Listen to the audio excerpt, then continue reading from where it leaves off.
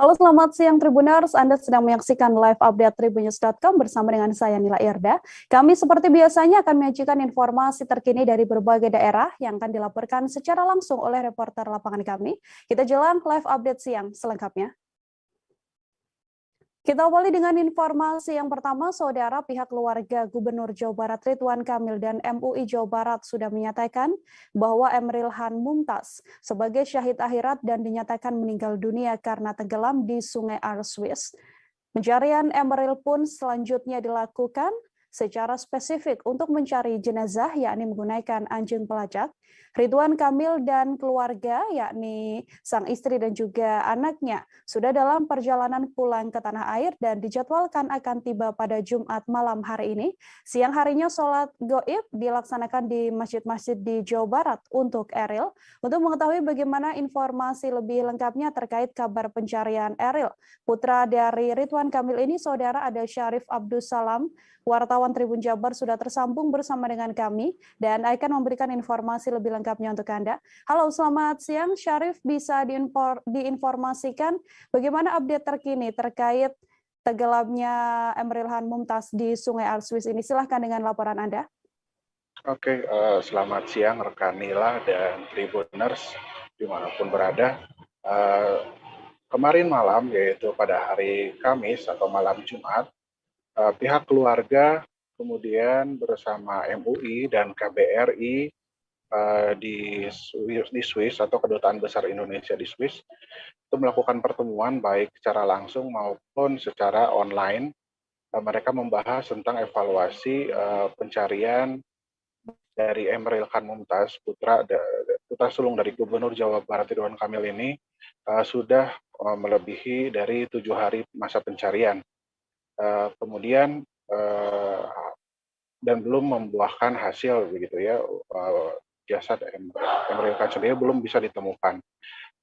Walaupun pencarian sudah dilakukan berkilo-kilometer, bahkan dari seperti di beberapa tempat, mulai dari Marcili, kemudian di Engehalde, kemudian Schoellenmatteli dan sekitarnya, namun belum juga membuahkan hasil.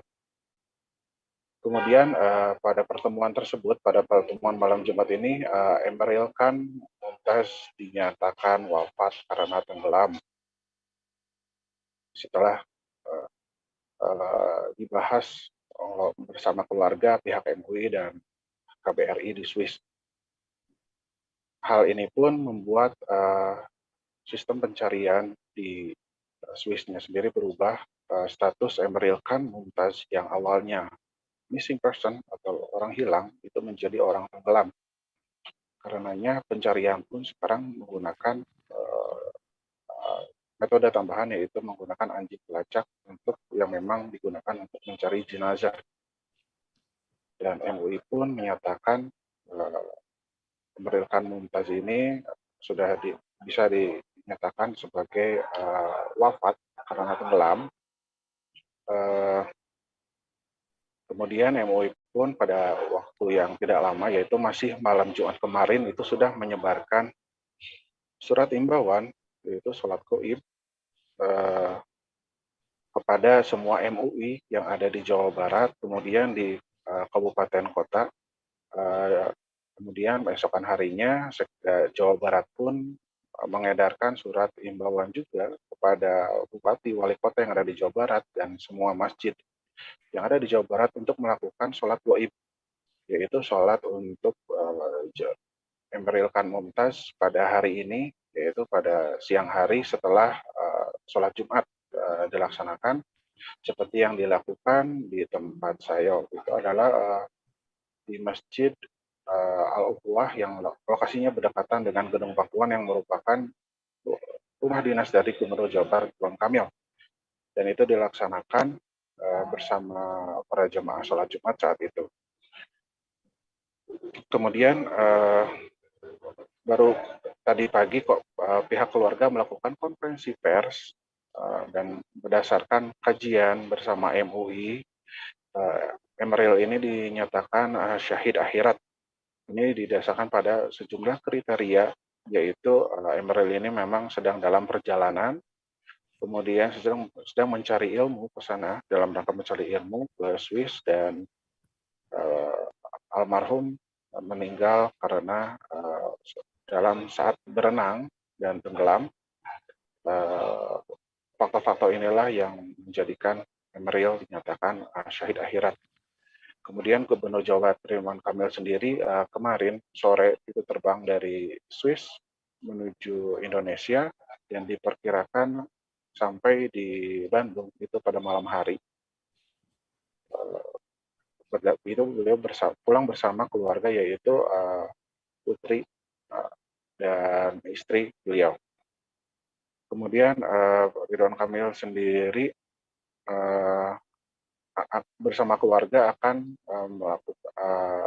bersama-sama dulu dalam beberapa hari ini, dalam akhir pekan ini di Gedung Pakuan, ya, di rumah dinas.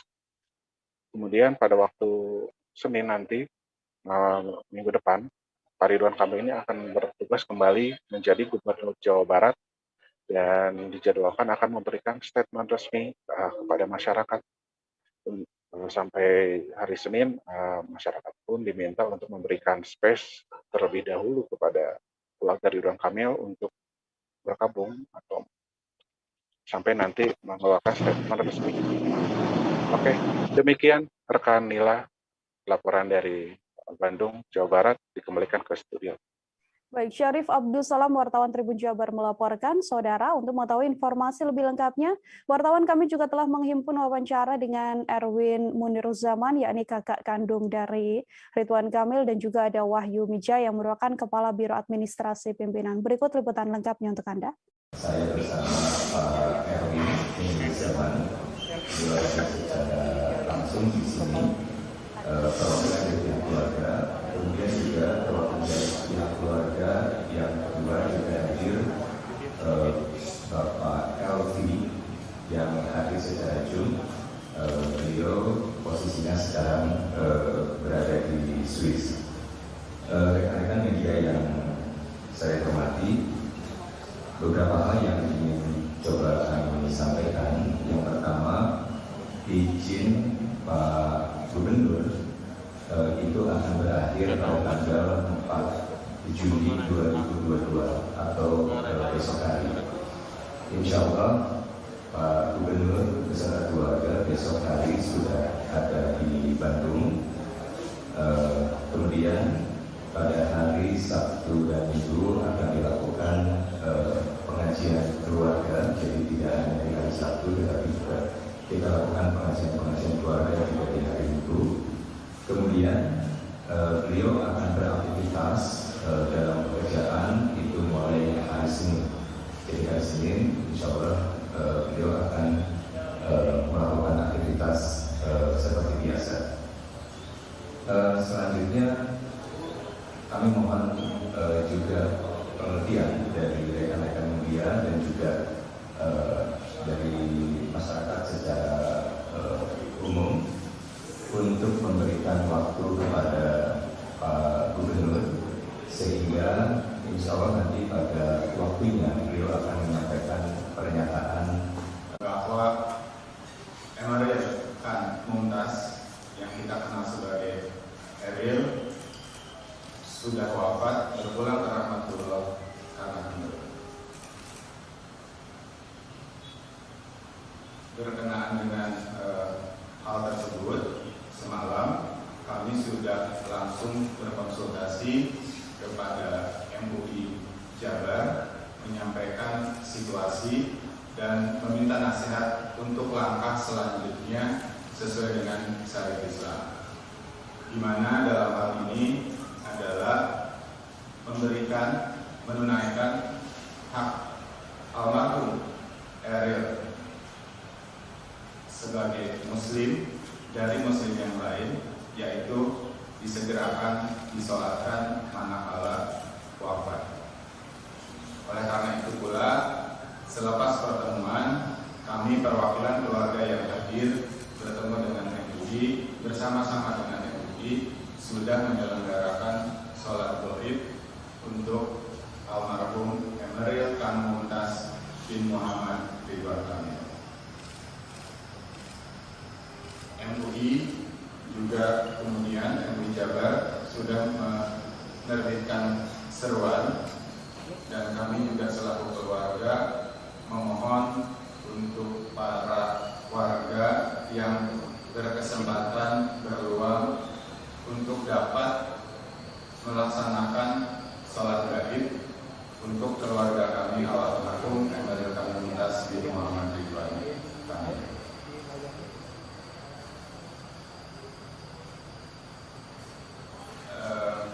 Dalam kesempatan ini kami selaku keluarga memohonkan maaf atas nama almarhum. Saudara Bupati Probolinggo nonaktif Puput Tantriana Sari dan suaminya Hasan Aminuddin telah dijatuhi hukuman penjara masing-masing selama 4 tahun oleh Majelis Hakim Pengadilan Tipikor Tindak Pidana Korupsi Surabaya pada Kamis kemarin. Pasangan suami istri tersebut dianggap terbukti bersalah dalam kasus dugaan korupsi jual beli jabatan kepala desa di Probolinggo. Selain hukuman penjara, keduanya juga divonis denda sebesar 200 juta rupiah, subsidiar 2 bulan penjara, serta uang pengganti sebesar 20 juta rupiah, subsidiar 6 bulan penjara. Untuk mengetahui bagaimana hasil sidang putusan Bupati Probolinggo nonaktif ini, saudara, ada wartawan Surya Taufik yang sudah tersambung bersama kami dan akan memberikan informasi lebih detailnya untuk Anda. Taufik, silakan dengan laporannya. Ya, selamat siang.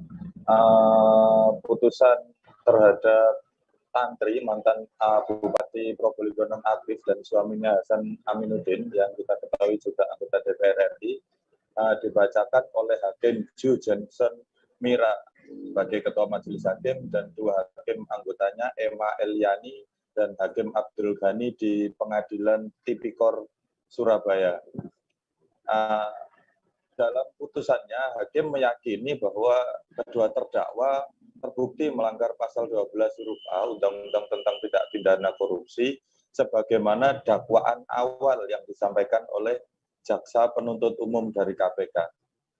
Putusan 4 tahun dan denda 800 juta ini terhitung hanya separuh dari tuntutan Jaksa Penuntut Umum dari KPK yang dalam sidang sebelumnya JPU menuntut kedua terdakwa dengan hukuman penjara 8 tahun dan denda 800 juta plus uang pengganti sebesar 20 juta. Meski demikian, jaksa belum bisa memutuskan ketika ditanya oleh hakim setelah dalam sidang tersebut, jaksa menyatakan masih pikir-pikir. Demikian pula dengan pihak dari terdakwa, menurut kuasa hukumnya mereka juga masih pikir-pikir, masih perlu berembuk untuk memutuskan apakah akan menerima putusan ini atau akan banding.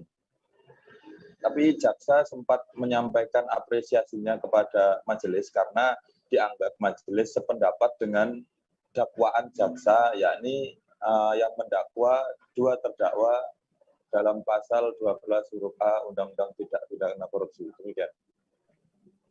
Ya, terima kasih banyak Taufik, wartawan Surya melaporkan saudara terkait hasil sidang putusan Bupati Probolinggo. Untuk mengetahui informasi lebih lengkapnya sudah terhimpun pula wawancara dengan JPU KPK yakni Wawan Sunarwanto dan juga kuasa hukum Gunadi Wibakso. Berikut liputannya untuk Anda. Memutus separuh dari tuntutan mungkin seperti apa Pak tanggapan Mbak? Kami akan pikir-pikir.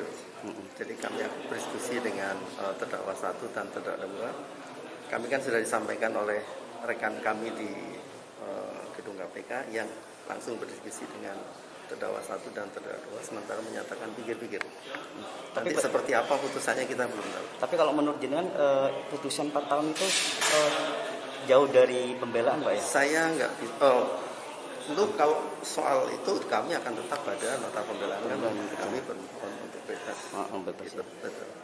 Hanya saja ini apakah sudah memenuhi harapan atau apa masih belum Pak ya? Ya kalau harapan kami kan tentu bebas. Oke. Iya. Terus yang kedua ini Pak, tadi kan majelis hakim mengabulkan soal pemindahan. Mungkin seperti apa Pak proses? Oh ya, kami bermohon agar penuntut umum segera melaksanakan pemindahan itu. Karena itu sudah perintah pengadilan. Meskipun sudah ada perintah pengadilan, apakah nanti kemudian penyidik tetap tidak segera memindahkan, mungkin upaya berikutnya? Penuntut umum, Pak. Penuntut umum, ya. Penuntut umum. Ya tentu kami akan bermohon. Saya yakin kalau semua akan taat pada putusan.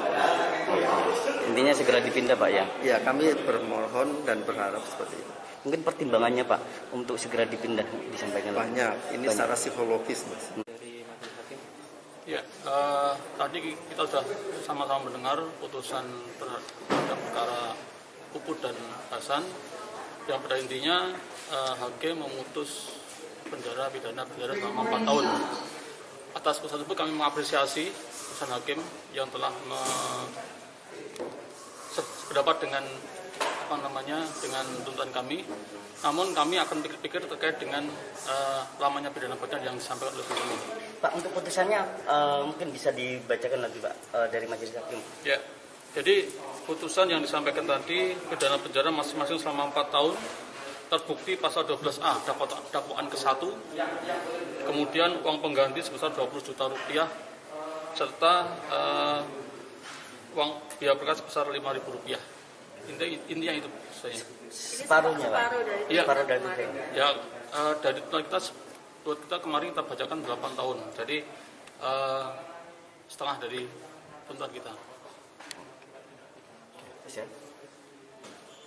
Cukup? Mas, nama lengkap. Wawan Junarwanto. Wawan Junarwanto. Wawan Junarwanto.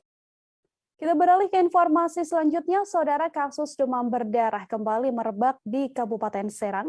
Kali ini tercatat sebanyak 105 kasus dari Januari hingga Mei 2022. Dari jumlah tersebut, sebanyak 5 orang meninggal dunia akibat DBD di bulan Januari hingga Februari. Bahkan di akhir Mei tercatat kembali ada 2 orang meninggal di Kecamatan Jawilan yang didiagnosa awal terkena DBD. Untuk mengetahui bagaimana informasi lebih lengkapnya, ada Desi Purnamasari, wartawan Tribun Banten, yang akan memberikan informasi lebih lengkapnya untuk Anda, Saudara. Halo, selamat siang Desi, silakan dengan laporannya. Ya, baik, selamat siang semuanya, dan juga terima kasih rekan Nila sebelumnya. Memang kasus DBD kembali merebak di Kabupaten Serang ini. Hingga kini tercatat sebanyak 105 kasus dari Januari sampai dengan Mei 2022. Hal ini pun dikatakan langsung oleh Kabid Pencegahan dan Penanggulangan Penyakit Dinas Kesehatan Kabupaten Serang, yakni Istiana Haryanti, saat ditemui di Dinkes Kabupaten Serang. Ia pun menyebutkan bahwa dari 105 kasus yang mulai tercatat dari Januari hingga Mei 2022, ada sebanyak 5 orang meninggal dunia akibat DBD tersebut. Bahkan di akhir Mei 2022, tercatat kembali 2 orang meninggal dunia di Kecamatan Jawilan yang memang ia menyebutkan bahwa didiagnosa awal terkena DBD. Namun kedua pasien tersebut memiliki penyakit penyerta seperti batuk dan juga sesak napas. Maka dalam hal ini ia mengatakan bahwa kedua pasien tersebut belum dapat dikatakan bahwa meninggal akibat DBD. Maka ia pun menuturkan bahwa hal ini perlu dilakukan klarifikasi lebih lanjut kepada pihak rumah sakit terkait memang kedua pasien tersebut memiliki penyakit penyerta. Dan hal ini perlu dipastikan apakah memang benar kedua pasien tersebut memang meninggal dunia disebabkan oleh DBD. Selain itu, ia juga mengatakan bahwa jumlah kasus dari Januari sampai Mei ini sebanyak 105 kasus, diantaranya yakni kasus di Januari sebanyak 37 kasus, Februari 19 kasus, Maret 12 kasus, April 10 kasus, dan akhir Mei kemarin yakni sebanyak 27 kasus. Dengan kasus terbanyak berada di Kecamatan Pamarayan yakni sebanyak 12 kasus dan Kecamatan Keramat Watu sebanyak 11 kasus.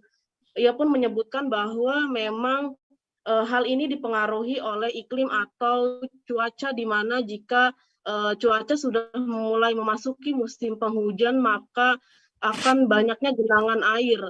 Itu pun yang menjadi salah satu penyebab tinggalnya dari nyamuk dan berkembang biaknya nyamuk DBD tersebut. Ia pun menuturkan bahwa memang hal tersebut dimungkinkan besar menimbulkan tingginya angka DBD di Kabupaten Serang saat ini. Selain itu, ia juga mengatakan bahwa untuk kasus DBD di tahun 2021 lalu terdapat sebanyak 151 kasus dengan 3 orang meninggal dunia. Hal ini menurutnya memang mengalami kenaikan yang cukup signifikan jika dilihat dari kasus per bulannya di antara tahun 2021 dan 2002 saat ini. Hal ini pun ia menuturkan bahwa perlu diwaspadai lebih lanjut dan dicari tahu apa penyebabnya sehingga dari tahun sebelumnya dengan tahun 2022 ini mengalami kenaikan yang begitu cukup signifikan. Selain itu, dalam hal ini pihak Dinas Kesehatan Kabupaten Serang sendiri telah mengupayakan beberapa pencegahan awal guna mencegah merebaknya kasus DBD ini lebih tinggi kembali. Ia juga menuturkan bahwa yang dilakukan saat ini oleh Dinkes Kabupaten Serang sendiri yakni memang menerapkan 3M atau pola hidup sehat dan bersih kepada masyarakat, karena menurutnya memang hal ini yang memang perlu diterapkan kembali kepada masyarakat, karena jika diupayakan melalui fogging atau penyemprotan seperti itu, menurutnya hal itu memang kurang efektif karena fogging hanya membunuh nyamuk, bukan membunuh jentik nyamuknya tersebut. Maka ia pun mengharapkan kesadaran kepada masyarakat agar menerapkan 3M seperti menutup, mengubur, dan juga melakukan pola hidup sehat tersebut. Begitu rekan Nila. Oke, terima kasih banyak Desi Purnamasari, wartawan Tribun Banten atas informasi Anda. Selamat bertugas kembali. Kita lanjutkan, Saudara, ke informasi lainnya. Ikatan Pelajar Mahasiswa Kalmas atau IPMA Kalmas berunjuk rasa di kantor DPRD Pangkep seusai insiden kecelakaan kapal KM Ladang Pertiwi beberapa waktu lalu. Dalam aksi tersebut, mereka mendesak pemerintah untuk menyediakan transportasi laut yang layak di Kepulauan Kalmas. Peserta aksi mengatakan saat ini sudah ada kapal perintis yang beroperasi. Hanya saja rute yang dilalui kapal tersebut tidak mencakup seluruh pulau yang ada. Untuk mengetahui bagaimana informasi lebih lengkapnya terkait aksi unjuk rasa yang dilakukan oleh IPMA Kalmas ini, Saudara, ada Nurul Hidayah, wartawan Tribun Timur, tersambung bersama dengan kami dan akan memberikan informasi lebih lengkapnya untuk Anda. Halo, selamat siang Nurul, silakan dengan laporannya. Selamat siang Nila, selamat siang Tribuner. Baik Tribuners, Ikatan Mahasiswa Kalmas berunjuk rasa di kantor DPRD Pangkep usai insiden kecelakaan yang menenggelamkan kapal KM Kalmas di Selat Makassar beberapa waktu yang lalu. Nah Tribuners, dalam insiden tersebut sebanyak 31 korban berhasil diselamatkan, 3 orang meninggal dunia dan 16 orang lainnya saat ini masih dalam proses pencarian. Nah, untuk aksi unjuk rasa yang dilakukan kemarin ini cukup lama setelah dilakukan orasi, kemudian DPRD Pangkep memberikan kesempatan kepada para mahasiswa untuk melakukan rapat dengar pendapat. Nah, dalam rapat dengar pendapat tersebut, Tribunal peserta aksi mendesak pemerintah untuk menyediakan sarana transportasi laut yang layak di Kepulauan Kalmas. Seperti yang diketahui, sekarang sebenarnya sudah ada 1 armada kapal, hanya saja rutenya itu masih terbatas dan tidak mencakup seluruh pulau yang ada Tribunal. Nah, ada 4 pulau yang tidak dilalui dalam rute kapal tersebut, yakni Pulau Marasende, Dondongan Sadi, Dondongan Lompo, dan Desa Sabara. Dan dari pengakuan warga yang ada di sana, mereka memang tidak pernah merasakan naik kapal tersebut karena kapal tersebut tidak pernah singgah selama ini Tribunal. Nah, tak hanya itu, kapal yang beroperasi hanya satu dan itu pun beroperasinya hanya 2 minggu sekali, di mana tentunya ini dianggap tidak bisa memenuhi kebutuhan masyarakat. Jadi masyarakat yang ada di sana untuk pemenuhan kebutuhan mereka ini terpaksa menumpang di kapal nelayan ataupun di kapal ekspedisi untuk misalnya kebutuhan mereka ini habis dan terpaksa harus menumpang di kapal nelayan tersebut Tribunal. Nah, perlu diketahui untuk kapal nelayan ini beroperasi sekiranya minimal sekali 5 kali dalam seminggu Tribunal. Nah, tak hanya itu, massa aksi pun menuntut pemerintah agar menambah rute kapal perintis yang sudah ada Tribunal, karena Ini satu kapal dan itu pun hanya beroperasi 2 minggu sekali, dan ini dianggap sangat tidak memenuhi kebutuhan masyarakat yang ada, Tribuners. Nah, sampai di situ saat ini juga ada beberapa masyarakat Kalmas yang terpaksa tertahan di Pelabuhan Pawatpere karena otoritas pelabuhan telah mengeluarkan larangan kepada kapal nelayan dan juga kapal ekspedisi untuk mengangkut masyarakat seperti itu, Tribuners. Jadi terpaksa masyarakat harus menunggu kapal perintis sambil menunggu korban yang ada di pelabuhan seperti itu, Tribuners. Kembali ke studio.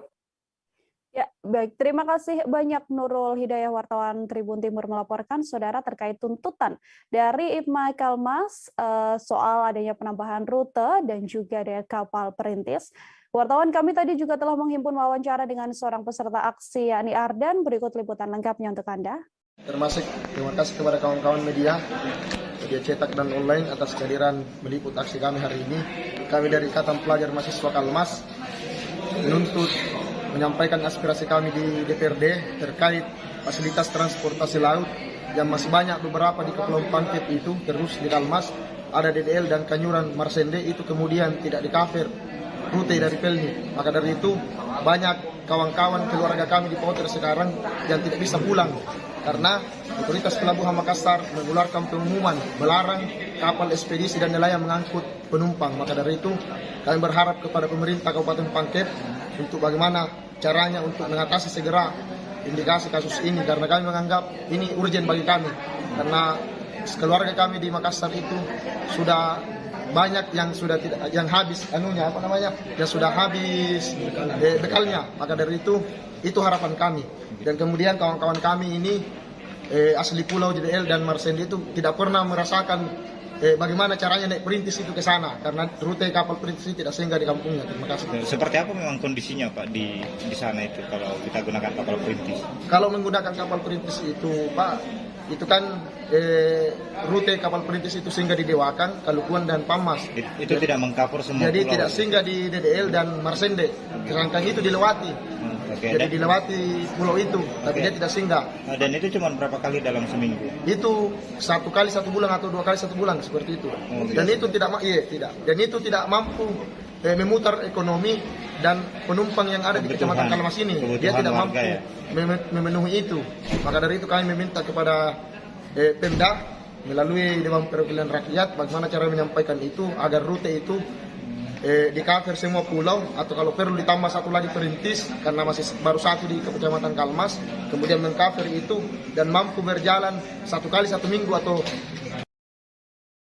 Kita beralih ke informasi selanjutnya, saudara. Adil, putra nelayan asal desa Gosong Telaga Selatan, Kecamatan Singkil Utara, Kabupaten Aceh Singkil, sempat dinyatakan hilang kontak sejak pergi melaut pada Kamis 1 Juni subuh. Setelah hampir 14 jam terombang-ambing di laut, Adil ditemukan oleh nelayan lain yang tengah mencarinya pada Kamis kemarin. Sekira pukul 9 waktu Indonesia Barat, Adil ditemukan di sekitar Pulau Dundun yang berjarak 3 jam perjalanan menggunakan kapal cepat dari Singkil. Saat melaut ini korban dilaporkan dihantam badai dan gelombang besar. Cuaca buruk ini menyebabkan perahu korban karam menjelang maghrib. Untuk mengetahui bagaimana informasi lebih lengkapnya terkait bagaimana kondisi terkini nelayan Telaga Aceh Singkil yang ditemukan selamat ini, saudara, ada Dede Rosadi, wartawan Serambi, yang sudah tersambung bersama dengan kami dan sudah siap melaporkan informasi lebih lengkapnya untuk Anda. Halo, Dede, silakan dengan laporannya. Iya, Nila, Adil Fitra, nelayan asal desa Gosong Telaga Selatan, Kecamatan Singkil Utara, Kabupaten Aceh Singkil, sempat dinyatakan hilang kontak ketika berangkat ke laut pada 1 Juni 2022 setelah sholat subuh. Setelah hampir 14 jam terombang-ambing di lautan, Adil Fitra yang memang sehari-hari biasa dipanggil Fitra ditemukan dalam kondisi selamat di sekitar Pulau Dundun oleh nelayan yang melakukan pencarian. Biasanya memang Adil ini berangkat laut pagi hari, kemudian sore akan pulang. Namun tidak dengan kejadian naas ini, Adil tidak juga pulang, kemudian dilakukan pencarian dan ditemukan. dilakukan di sekitar. Menurut informasi yang saya terima, Adil Putra ini berangkat melaut itu bertiga dengan nelayan lain, cuman berbeda perahu. Jadi masing-masing nelayan satu perahu, dan perahu milik Adil Putra ini hanya dilengkapi oleh satu mesin, sementara yang 2 orang lagi dilengkapi oleh 2 mesin. Artinya ketika mesin yang satunya rusak masih ada cadangan 1 mesin lagi. Kemudian yang 2 mesin ini tentu memiliki kecepatan berlayar lebih cepat dibandingkan perahu yang ditunggangi oleh Adil Putra. Nah, saat sedang mancing, tiba-tiba datang badai atau ombak besar, kemudian 3 nelayan ini memutuskan pulang. Informasinya satu teman Adil ini berlayar di depan karena memiliki perahu lebih cepat, kemudian Adil berlayar di tengah, dan yang 1 orang lagi berlayar di belakangnya. Artinya Adil ini memang diiring dari belakang karena berjaga-jaga, karena memang mesin perahunya cuma 1. Nah, di perjalanan memang karena kondisi mulai gelap, kemudian cuaca juga sangat buruk, ombak sangat besar, rupanya temannya yang ada di belakang tidak melihatnya lagi. Kemudian sampailah di muara laut. Sampai di muara laut, ketika temannya ini berdiskusi, ternyata Adil Putra ini tidak ada bersama mereka. Mereka sempat menunggu, namun tidak juga datang. Akhirnya mereka pulang ke kampung, ke Desa Gotong Telaga Selatan. Di sana mereka memberitahu warga. Kemudian pada malam hari juga warga melakukan pencarian. Nah, pada paginya sekitar pukul 9 pada tanggal 2 Juni, Adil ditemukan. Tadi saya sempat ke rumahnya, namun Adil Putra ini belum banyak bicara, mungkin masih trauma setelah 14 jam terombang-ambing bergantung di perahu. Jadi memang dalam informasinya ketika di perjalanan perahunya itu sempat karam, kemudian kemudian muncul lagi ke permukaan, namun sudah dipenuhi air, dan perahu itu dimanfaatkan oleh Adil Putra sebagai pelampung. Ia bergantung di perahu itu dan kemudian terbawa hanyut hingga ke Pulau Tundun, hingga akhirnya ditemukan oleh nelayan setelah 14 jam terombang-ambing. Memang kondisinya sepertinya tadi Adil masih sedikit trauma, tidak mau banyak bicara. Ia masih memegang tangannya, memang yang informasinya memang sedikit luka karena terkena duri. Mungkin ketika bergantung di perahu ada duri yang demikian. Baik, terima kasih Dede Rosadi, wartawan Serambi News melaporkan saudara terkait kondisi terkini dari seorang nelayan yang berhasil selamat setelah hampir 14 jam lamanya terombang-ambing di laut. Wartawan kami tadi juga telah menghimpun wawancara dengan Kepala Desa Ngoang Telaga Selatan, yakni Yusan. Berikut liputan lengkapnya untuk Anda.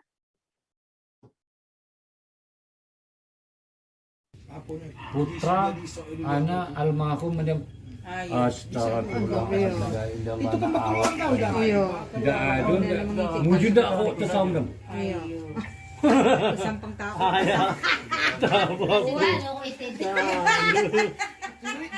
Indah ada sampang orang yang ya.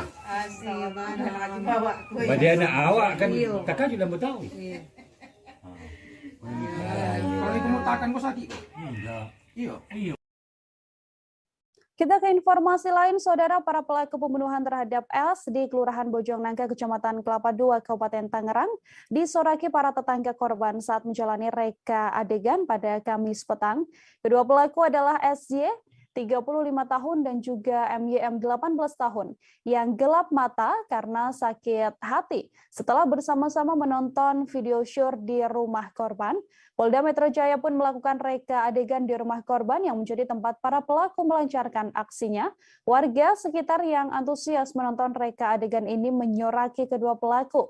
Bahkan ada beberapa warga yang tega melemparkan sampah ke pelaku, namun langsung ditegur oleh pihak kepolisian. Untuk mengetahui bagaimana informasi lebih lengkapnya rekonstruksi pembunuhan yang dilakukan oleh 2 orang pelaku ini, saudara, Ega Alfreda, wartawan Tribun Jakarta, telah tersambung bersama dengan kami dan sudah siap dengan informasi lebih lengkapnya untuk Anda. Selamat siang, Ega. Silakan dengan laporan Anda bagaimana hasil rekonstruksi yang dilakukan oleh pihak kepolisian terhadap pelaku dan juga kasus pembunuhan ini. Silakan dengan laporannya.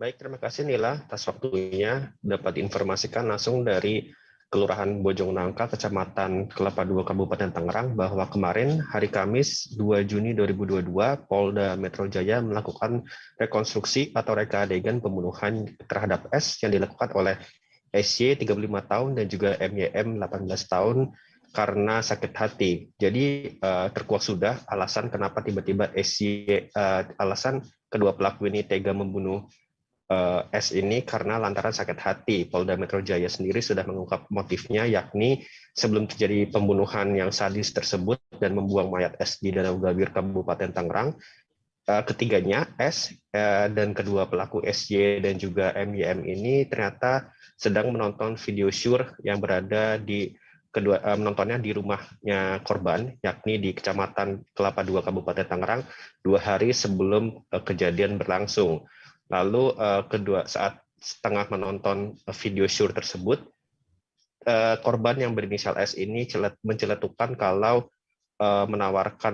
menanyakan kepada SY ini apakah kakaknya bisa ditawar dengan harga 300.000 untuk bisa dilakukan adegan seperti video tersebut, menimbulkan sakit hati yang mendalam kepada SY. Lalu seketika itu juga SY melemparkan pukulan ke kepala S menggunakan tangan kosong, kemudian pukulan berikutnya juga ternyata SY dan MYM ini menggunakan alat berbentuk seperti palu ke kepala S ini, kemudian S seketika juga langsung meninggal di tempat karena pendarahan dan juga luka robek yang cukup dalam di bagian lehernya. Maka dari itu karena gelap mata dan termakan emosi, SY dan MYM ini pun panik karena ternyata korban sudah tidak bernyawa di saat itu juga, dan akhirnya membuang mayat atau jenazah S ini ke Danau Gawir yang ternyata hanya berlokasi sekitar 1-2 km saja dari rumah korban yaitu S. Nah, dari situ kedua pelaku yaitu SY dan juga MYM ini menggunakan mobil yang dimiliki oleh S ini, yaitu berupa mobil pick-up, untuk mengangkut jenazah S sendiri ke dalam Danau Gawir. Dan jenazah S ini dia dibungkus menggunakan kain berwarna putih atau sejenis karung juga berwarna putih, dan mengikatkan kaki S ini menggunakan tali dan juga batu berat supaya berharap jenazah S ini tenggelam dan tidak mengapung kembali ke Danau Gawir saat dibunuh oleh SY dan MYM. Nah, Kanit 2 Resmob Polda Metro Jaya Kompol Alan Maulana Mukarom mengatakan dari seluruh rekonstruksi ini memakan 24 adegan, yakni 15 adegan itu berada di rumah korban, di mana korban ini dibunuh dan dihabisi nyawanya, lalu 9 adegan sisanya berada di Danau Gawir, di mana keduanya membuang jenazah S itu. Nah, dari rekonstruksi itu terkuak bahwa MYM dan juga SY ini atau kedua pelaku membunuh S itu saat kejadian saat reka adegan ke nomor 11, di mana pukulan yang menggunakan palu itu dilemparkan ke kepala S oleh SY pertama, lalu pukulan kedua dan ketiga dilakukan oleh MYM menggunakan alat tumpul lainnya dengan keras di kepala korban. Sehingga di adegan 11 diketahui bahwa S ini korban sudah dinyatakan meninggal dunia. Dan juga ternyata fakta baru lainnya ditemukan saat melakukan rekonstruksi ini, bahwa SY, MYM, dan juga S ini ternyata tidak memiliki kerabat, tidak memiliki hubungan darah ataupun keluarga, namun keduanya ini hanya tetangga. Jadi rumah yang berwarna biru di belakang itu merupakan rumah dari kedua korban, jadi keduanya adalah tetangga yang rumahnya saling berhadapan, sehingga warga sekitar juga geram juga karena ternyata rukun tetangga yang ada di sekitaran situ yang awalnya hanya baik-baik saja menjadi tercemar dan tercoreng gara-gara tindakan mereka bertiga yang awalnya memang menonton video syur yang sangat tidak tolerir oleh warga sekitar, sehingga saat SY dan juga MYM ini datang ke lokasi pembunuhan, mereka disorakin oleh warga sekitar yang juga tetangga mereka sendiri. Juga ada beberapa yang melempari mereka menggunakan sampah atau juga beberapa jenis batuan kecil kepada SY dan MYM ketika masuk ke dalam rumah korban. Begitu kira-kira nilai yang dapat diinformasikan dari Kabupaten Tangerang. Oke, pelaku tewas saudara seusai dipukul menggunakan benda tumpul dan juga palu tadi ya, dan sudah dilaporkan secara langsung oleh wartawan Tribun Jakarta Ega Alfreda. Terima kasih Ega, selamat bertugas kembali. Kita lanjutkan ke informasi lain saudara.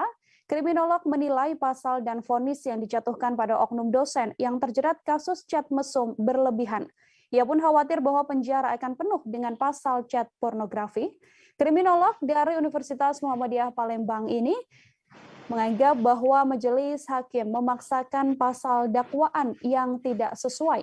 Meski telah memberikan pendapatnya saat menjadi saksi ahli, kriminolog ini mengaku bahwa kenyataannya majelis hakim tetap menjatuhkan putusan hukuman berat yakni 8 tahun penjara dengan denda 500 juta atau subsidiar 6 bulan kurungan terhadap Reza Gazarma, Kaprodi Nonaktif Fakultas Ekonomi Unsri yang terjerat kasus chat pornografi terhadap mahasiswinya pada sidang vonis yang dilakukan Senin lalu. Untuk mengetahui informasi lebih lengkapnya, Saudara Abdul Hafiz, wartawan Sriwijaya Pos tersambung bersama dengan kami dan akan memberikan informasi lebih lengkapnya untuk Anda. Halo, selamat siang Hafiz, silakan dengan laporannya. Selamat siang Nila dan Tribunas. Ya, selamat siang. Ya, kita sudah mendengarkan dari wawancara dengan kriminolog Dr. Sri Sulastri. Beliau hanya melihatnya ini suatu kejanggalan, aneh, karena yang didakwakan itu tidak sesuai dengan pasal yang ada di persidangan. Yakni kalau di persidangan itu dikatakan pasal 9 junto pasal 35. Sementara pasal pada waktu persidangan itu dijelaskan pada pasal 1. Artinya pada pasal 1 itu tidak masuk di dalam dakwaan. Dan itu menurut kriminolog Dr. Sri Sulastri itu tidak bisa. Artinya di situ ada perbuatan ada, kan tetapi pasal yang didakwakan salah. Pengertian dari porno itu sendiri betul ucapan, tapi tidak dimaksudkan dalam dakwaan. Yang kemudian poin yang kedua itu menegaskan bahwa hukum pidana itu satu yang pasti dan tidak boleh analogi dalam hukum pidana. Pidana tidak bisa diasumsikan. Yang boleh dipidana itu interpretasi, yakni memperluas dan mempersempit pasal, tapi tetap dalam konotasi pasal itu. Sri Sulastri juga menegaskan bahwa terdakwa Reza itu tidak terbukti dengan pasal yang didakwakan oleh di majelis, karena terdakwa hanya menchat saja, chatting. Dan dalam chatting itu terdakwa itu hanya suatu tulisan, bukan suatu gambar atau yang sesuatu yang bergerak. Dari situ Sri Sulastri juga melihat ada indikasi keberpihakan dari majelis yang menyatakan terbukti, sehingga ia pun mempertanyakan dari sudut mana yang terbukti. Sementara pasal 1 itu tidak dicantumkan, yang dicantumkan hanya pasal 9, artinya dakwaan tunggal. Kemudian Sulastri pun menanyakan apakah boleh pasal yang tidak dicantumkan dijadikan dakwaan. Nah, menurut Sulastri sendiri bahwa itu tentu tidak bisa. Mengapa? Mengenai analogi satu keputusan itu, dan dia juga menilai bahwa putusan itu sesat kalau di bahasa hukumnya, karena peradilannya kemarin pun disebutnya itu adalah sesat. Dan kalaupun mengikuti dari yang seperti di majelis dipersidangkan bahwa itu bisa menyeret, hanya sebuah chatting itu bisa menyeret ke hukum yang dihukumkan dengan 8 tahun penjara, hukum 8 tahun penjara tersebut. Itulah dari kriminolog ini menilai bahwa itu sudah tidak benar dan dikhawatirkan bahwa akan banyak orang-orang menilai bahwa dengan hanya chat sudah bisa seseorang itu dihukum, dan dengan hukuman yang begitu tinggi. Barangkali demikian rekan Nila. Artinya, saudara, menurut kriminolog ya dari Universitas Muhammadiyah Palembang bahwa hukuman 8 tahun penjara terhadap pelaku yang melakukan chat mesum terhadap orang lain ini dianggap berlebihan. Terima kasih banyak Abdul Hafiz atas laporannya, dan wartawan kami, saudara, tadi juga menghimpun wawancara dengan kriminolog dari Universitas Muhammadiyah Palembang, yakni Dr. Sri Sulastri. Berikut liputan lengkapnya untuk Anda. Kalau kita berbicara tentang pembuktian, yaitu memang kewenangan hakim. Hakim bisa menyampingkan semua alat bukti yang ada itu ya. Itu hak, karena hakim itu independen, tidak terikat pada suatu apapun. Dia terikat pada Allah. Cuma dia salah memutus pertanggungjawaban di yaumil akhir. Karena itu demi keadilan berdasarkan ketuhanan yang Maha Esa. Nah, sekarang ditanyakan dakwaan tunggal. Saya membaca undang-undang pornografi pasal 39 jungto pasal 9. Pasal 9 itu tentang ketentuan umum. Isi ketentuan umum itu mengenai apa yang dimaksud dengan model pornografi itu ya. Nah, sementara ya, model itu tidak mungkin dihayal. Ada tidak model hayalan? Pertanyaan bagi saya, ada tidak model hayalan? Tidak ada modelnya. Model itu harus fakta, harus ada contoh. Namanya model. Rumah saja kalau mau beli ada marketnya. Kenapa? Karena mau beli rumah maka ada market rumah. Betul, rumah seperti ini. Nah, ini model chat. Chat itu hanya berangkaian kata-kata. Memang kalau dia mengatakan apakah porno itu ada diatur? Ada. Pasal 1. Pasal 1 sendiri tidak dijatuhkan dalam dakwaan. Jadi sehingga bagi saya ini agak aneh. Kenapa pasal yang tidak dijadikan dakwaan bisa ikut? Saudara, keluarga Bayu Samudra menyerahkan kasus yang menewaskan anaknya akibat peristiwa pembunuhan pada pihak berwenang. Hal tersebut disampaikan langsung oleh ayahanda dari Bayu. Sanudin mengatakan peristiwa yang mengakibatkan putranya tewas dipercayakan pada pihak kepolisian. Bayu Samudra sendiri, pemuda yang berusia 19 tahun ini, ditemukan tewas di kebun pada pinggir tol Tangerang Merak, Karangtengah, Kota Tangerang pada Rabu pagi. Bayu Samudra tewas setelah dibunuh oleh kekasih dari mantannya sendiri. Untuk mengetahui informasi selengkapnya, saudara, wartawan Warta Kota Gilbert Samsandro tersambung bersama dengan kami dan akan memberikan informasi lebih lengkapnya untuk Anda. Halo, selamat siang Gilbert, silahkan dengan laporan Anda. Ya, selamat siang Nila.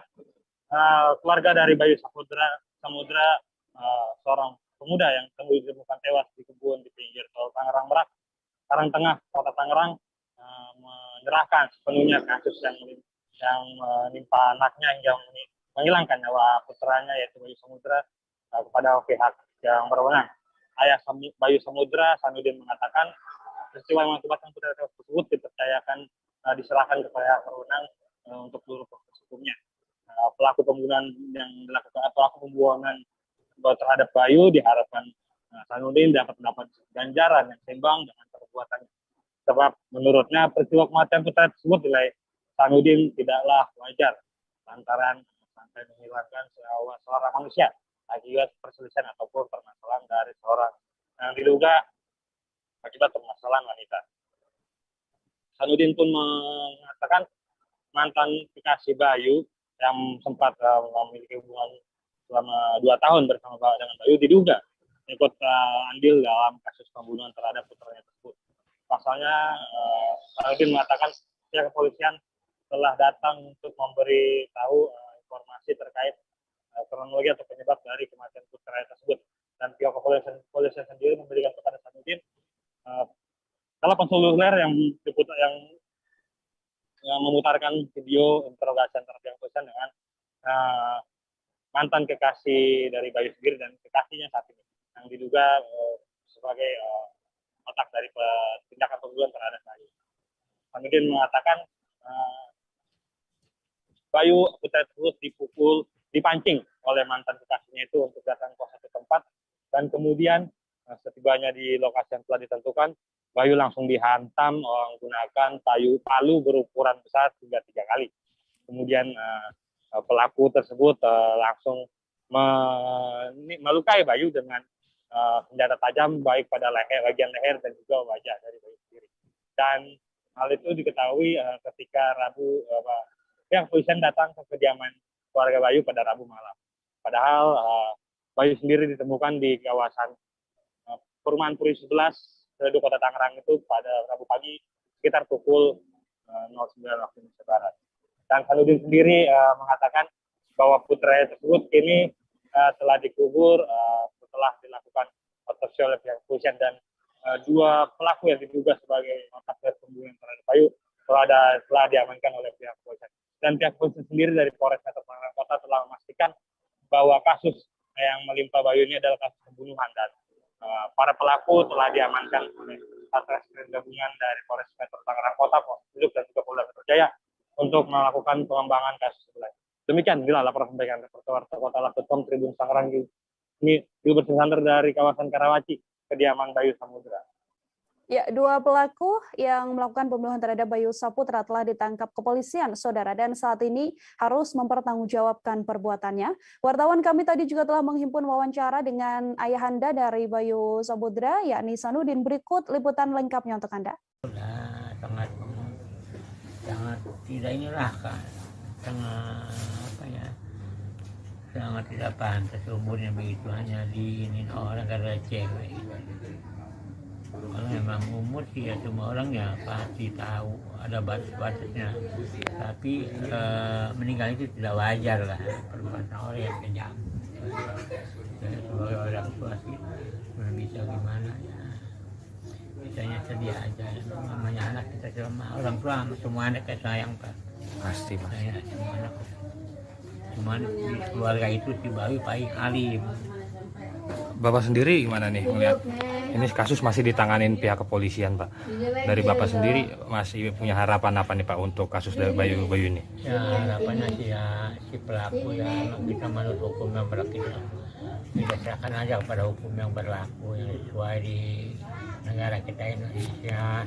Jadi ya sesuai dengan apa yang kita berbuat, apa yang dia buat kepada putra saya, supaya hukumnya itu setimpal dengan perbuatannya, itu aja sih. Habis kita mau gimana supaya kita pasrahkan saja sama. Kita beralih ke informasi selanjutnya, saudara. Jajaran Polsek Kemiling Bandar Lampung berhasil menciduk satu orang pelaku tindak pidana pencurian dengan kekerasan alias curas. Pelaku bernama Nazarudin Firdaus yang merupakan warga Natar Lampung Selatan ini ditangkap karena terlibat penodongan yang dilakukannya di wilayah hukum Polsek Kemiling. Kapolsek Kemiling Ibda Agus Serianto mengatakan tindak pidana tersebut dilakukan Firdaus bersama seorang rekannya. Untuk mengetahui bagaimana informasi selengkapnya, saudara, wartawan Tribun Lampung Muhammad Joviter Hussein telah tersambung bersama dengan kami dan sudah siap dengan informasi lebih lengkapnya untuk Anda. Halo, selamat siang Joviter, silakan dengan laporannya. Baik, terima kasih Nila. Bisa saya sampaikan untuk ungkap kasus curas ini berdasarkan dari laporan korban, di mana korban menjadi korban penodongan pada hari Senin malam sekitar pukul 10. Saat itu korban sedang menepi di Jalan Pramuka, namun tiba-tiba dirinya dihampiri oleh dua orang pelaku dengan menggunakan senjata tajam. Karena merasa terancam, akhirnya korban terpaksa menyerahkan satu unit sepeda motor Honda Beat warna ungu kepada kedua orang pelaku. Atas peristiwa tersebut, korban langsung membuat laporan ke Mapolsek Kemiling. Akhirnya aparat kepolisian langsung melakukan penyelidikan hingga beberapa jam dari laporan tersebut teridentifikasi satu dari dua orang pelaku, di mana pelaku bernama Firdaus merupakan warga Natar Lampung Selatan. Saat itu juga aparat kepolisian menangkap pelaku dengan cara undercover buy atau dipancing untuk membeli motor yang mereka curi. Akhirnya satu pelaku berhasil diamankan beserta barang bukti motor tersebut. Sementara rekan pelaku berinisial SP kabur saat hendak dilakukan penangkapan. Saat ini tersangka Firdaus dan barang bukti satu unit sepeda motor sudah diamankan di Mapolsek Kemiling. Demikian Nila. Baik, terima kasih banyak Joviter, wartawan Tribun Lampung melaporkan. Saudara, kita beralih ke informasi selanjutnya. Wali Kota Solo Gibran Rakabuming Raka dilaporkan marah besar dengan adanya dua calon pegawai negeri sipil Kota Solo yang mengundurkan diri lantaran gajinya yang tidak sesuai dengan ekspektasi. Gibran mengatakan dua CPNS yang berasal dari dokter gigi dan juga psikolog klinis mengundurkan diri sebagai orang yang kurang ajar. Dua PNS tersebut juga diketahui mengundurkan diri karena sudah memiliki pekerjaan lain. Informasi lebih lengkapnya terkait kemarahan dari Gibran Rakabuming Raka ini, Saudara, akan dilaporkan secara langsung oleh wartawan Tribun Solo, Tara Wahyu Nur Fitriani, yang sudah tersambung bersama dengan kami. Selamat siang, Tara, bisa dilaporkan bagaimana reaksi dari Gibran seusai mendapati adanya dua PNS yang memutuskan untuk mundur karena gaji yang tidak sesuai dengan ekspektasi mereka? Baik, selamat siang rekan Nila, selamat siang Tribuners. Seperti kita ketahui Nila, bahwa di Kota Solo ada dua CPNS di bidang kesehatan yang mengundurkan diri karena diduga karena gaji yang tidak sesuai ekspektasi atau gajinya yang kecil. Awalnya itu diungkapkan oleh Kepala BKD Dwi Ariatno, di mana dua CPNS itu mengundurkan diri setelah diumumkan lolos seleksi. Mengetahui hal tersebut, Wali Kota Solo Gibran Rakabuming Raka sangat murka atau marah sehingga mengungkap bahwa dua orang tersebut yang mengundurkan diri adalah seseorang yang kurang ajar. Selain itu, Gibran juga mengatakan bahwa kedua orang tersebut juga seseorang yang tidak bermutu dan tidak jelas karena ketika sudah diterima malah mengundurkan diri. Seperti kita ketahui Nila, bahwa untuk CPNS sendiri banyak yang menginginkan posisi tersebut, namun untuk dua orang tersebut malah mengundurkan diri dengan seenaknya. Gibran sendiri juga mengingatkan untuk para CPNS jika ingin mendaftar di Kota Solo untuk tidak memikirkan gaji karena mereka bekerja di Kota Solo untuk mengabdi. Gibran juga menegaskan jika menjadi seorang PNS hanya untuk mencari uang atau hanya ingin sekedar kaya, maka seharusnya bukan menjadi PNS namun menjadi seorang pengusaha. Selain itu Nila, kecewaan Gibran semakin menambah ketika mengetahui bahwa keduanya mengundurkan diri dan menerima di tempat kerja yang baru. Gibran sendiri mengingatkan bahwa untuk para CPNS untuk tidak memikirkan gaji atau uang, namun mengabdi ke masyarakat jika ingin mendaftar CPNS di Kota Solo. Seperti itu, Nila. Oke, terima kasih banyak Tara, wartawan Tribun Solo melaporkan, Saudara. Dan Tara tadi juga telah menghimpun wawancara dengan Wali Kota Solo Gibran Rakabuming Raka. Kemudian ada pernyataan pula dari Kepala Badan Kepegawaian dan Pengembangan Sumber Daya Manusia Dwi Ariatno. Berikut liputannya untuk Anda.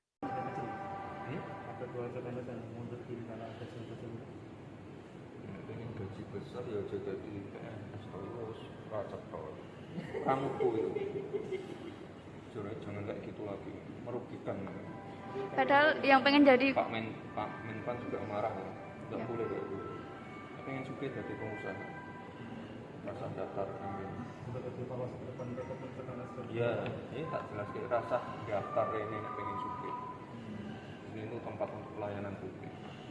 Pengen suka aja daftar ini. Daftar, melu tes, mundurkan diri, kurang ajar itu. Kurang ajar. Dua orang mundur itu ya nek di TKI kemarin ya prinsipnya apa ya berarti nggak sesuai dengan ekspektasinya atau apa saya nggak tahu. Mungkin juga karena posisinya bukan pas sejak pengangkatan ya. Dia mengundurkannya pasca pengumuman sebelum pengangkatan. Kalau yang dikatakan kemarin BKN yang kena sanksi itu, nek wis di SK-ni terus mundur itu kena sanksi. Tapi nek sejak diumumkan sebelum pengangkatan kan masih proses pemberkasan. Nah itu dia menyatakan mundur, saya boleh mengajukan mengganti. Makanya saya dapat ganti dua. Berarti nggak ke backlist nggak Pak namanya? Ya posisinya tidak masuk pada sanksi ya. Okay. Kalau yang Sejumlah nelayan sejak sepekan terakhir, Saudara, terus berada di lokasi Pantai Baru Perahu dan melakukan aksi protes. Mereka memantau situasi dan kondisi pantai yang rencananya akan mulai ada aktivitas tambang di daerah tersebut. Mereka bahkan dilaporkan sampai nyaris tak pulang ke rumah dalam aksi protesnya. Sejumlah nelayan yang menolak adalah para nelayan yang nyuket dan muket udang di pinggir pantai. Informasi lebih lengkapnya, saudara, terkait aksi tolak tambang laut yang dilakukan oleh sejumlah nelayan ini, ada wartawan Bangka Pos Adi Saputra tersambung bersama dengan kami dan akan memberikan informasi sedetailnya untuk Anda. Halo, Adi, silakan dengan laporan Anda bagaimana tuntutan dari aksi tolak tambang laut yang dilakukan oleh sejumlah nelayan ini.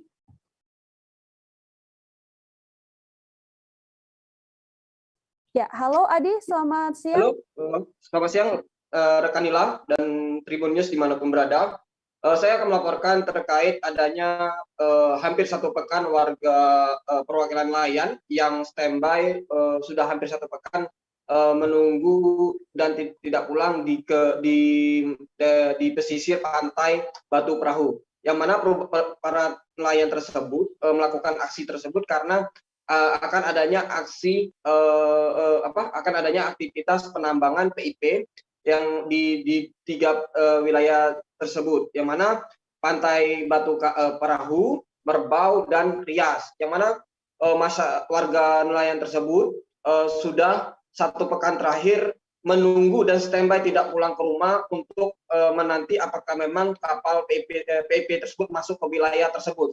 Namun ketika dari pantauan Bangka Pos pada hari Kamis 2 Juni 2022 terlihat bukan hanya para nelayan laki-laki, namun kaum perempuan dan anak-anak yang ikut turun langsung untuk standby di lokasi tersebut untuk melihat apakah memang PIP tersebut masuk ke wilayah tersebut. Namun ketika di saat hari ini, dari pantauan hingga hari ini, para nelayan maupun kaum ibu-ibu tetap standby di wilayah tersebut karena menurut informasi dari salah satu nelayan bahwa pantai Batu Perahu tersebut merupakan tempat mereka mencari ikan, termasuk muket udang, karena Bangka Selatan terkenal dengan penghasil terasi terbesar.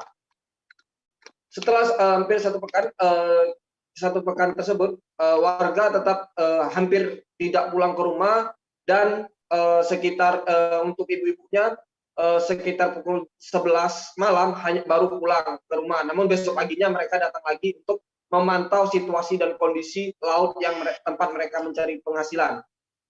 Dan terus salah satu pemuda yang ada di pesisir mengatakan bahwa laut tersebut dulunya memang masih arsy, belum tercemari oleh kapal PIP atau kegiatan pertambangan di 3 wilayah tersebut. Namun saat ini untuk mandi pun air laut tersebut tidak bisa lagi digunakan, khususnya karena sudah keruh dengan adanya aktivitas PIP. Tapi mereka menyayangkan dengan adanya aktivitas PIP ini akan merugikan bagi khususnya para nelayan yang melaut di daerah tersebut.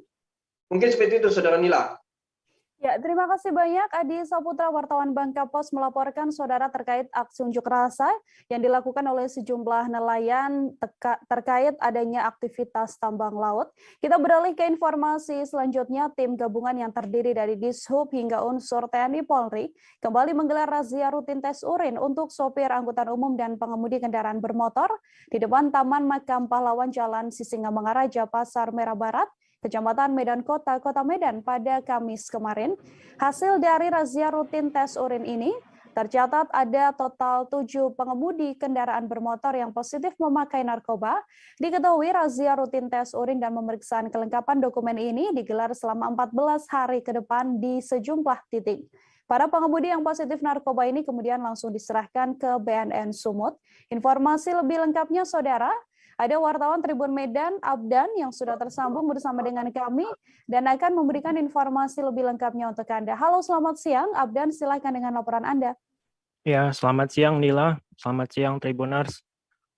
Tim gabungan yang terdiri dari Dinas Perhubungan atau Dishub Kota Medan, TNI Polri, POM AD, POM AL, Badan Narkotika Nasional Sumatera Utara, Dinas Kebersihan Kota Medan, Dinas Kesehatan Kota Medan, dan Satpol PP Kota Medan kembali menggelar razia rutin tes urin untuk sopir angkutan umum dan pengemudi kendaraan bermotor di depan Taman Makam Pahlawan, Jalan Sisingamangaraja, Pasar Merah Barat, Kecamatan Medan, Kota Medan, Kamis tanggal 2 Juni tahun 2022 semalam. Diketahui berbagai kendaraan bermotor serta puluhan sopir angkutan umum ini yang melintas di sepanjang jalan depan Taman Makam Pahlawan pun tidak luput dari razia untuk diberhentikan dan sopir diminta untuk turun melaksanakan tes urin. Kepala Seksi Moda Transportasi Dinas Perhubungan Kota Medan Suharto Simanjuntak mengatakan kegiatan ini rutin dilakukan untuk meminimalisir angka kecelakaan yang disebabkan oleh ulah sopir angkutan umum. Diketahui razia ini terdapat 4 titik di Kota Medan seperti di depan Taman Makam Pahlawan, di Jalan Yosudarso, Jalan Ring Road Simpang Jalan Gagak Hitam, dan di depan Plaza Medan Fair yang bertepat di Jalan Gatot Subroto. Razia rutin tes urin ini selain tes urin dilakukan pemeriksaan kelengkapan dokumen dan digelar selama 14 hari ke depan di 4 titik tersebut. Kemudian Soeharto mengatakan yang diperiksa di depan Taman Makam Pahlawan tersebut lebih difokuskan untuk tes urin untuk sopir angkutan atau pengemudi kendaraan bermotor sehingga bebas dari narkoba. Selain melakukan tes urin, Soeharto mengatakan pihaknya juga melakukan pemeriksaan kelengkapan dokumen setiap pengemudi kendaraan bermotor. Ia juga mengatakan hasil tes urin tersebut, total ada 7 pengemudi kendaraan bermotor yang positif memakai narkoba. Soeharto mengatakan dari pagi sampai sore terdapat 7 orang yang positif narkoba dan kemudian langkah selanjutnya akan dibawa ke BNN Sumut untuk rehabilitasi atau proses selanjutnya. Kemudian untuk kendaraannya diamankan di kantor Dishub Kota Medan yang berada di Lapangan Merdeka. Kemudian Soeharto mengatakan ia juga berharap agar seluruh sopir angkutan umum yang ada di Kota Medan dapat mengutamakan keselamatan berkendara di jalan raya dan menghindari penggunaan obat-obatan terlarang. Demikian Nila laporan saya dari Medan. Ya, terima kasih wartawan Tribun Medan Abdan melaporkan, saudara, terkait adanya 7 pengendara yang didapati dalam razia ternyata positif narkotika. Wartawan kami tadi juga menghimpun wawancara dengan Kepala Seksi Moda Transportasi Dinas Perhubungan Kota Medan, Soeharto Simanjuntak. Berikut liputan lengkapnya untuk Anda. Dijelaskan ini di berapa titik kita adakan pemeriksaan dan kemudian hasilnya seperti apa, Pak? Kalau untuk Kota Medan ada 4 titik. Depan Makam Pahlawan, Yosudarso, Jalan Road, Jalan Dam, dan terus terakhir tadi di depan Serbu.